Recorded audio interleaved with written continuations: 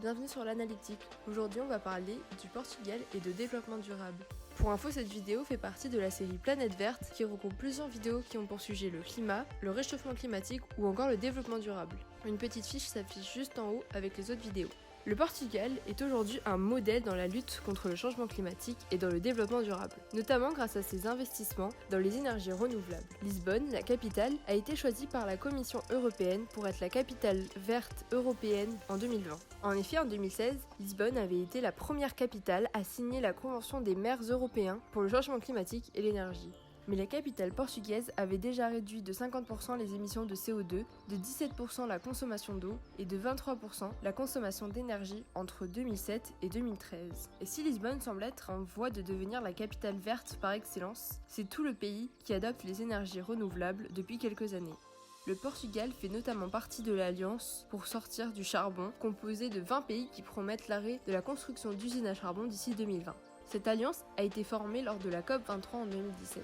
Et comme 66 autres pays membres de l'ONU, il a déclaré vouloir atteindre la neutralité carbone d'ici 2050. Le pays se classe 3e selon le Good Century Index, qui établit le classement des 5 pays les plus performants dans leur politique environnementale. De plus, l'énergie électrique consommée par le pays provient à plus de 50% de sources renouvelables.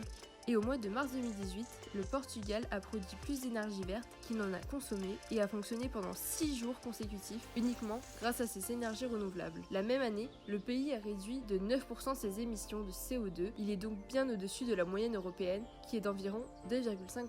Mais quelles mesures sont prises par le gouvernement pour arriver à de tels résultats ?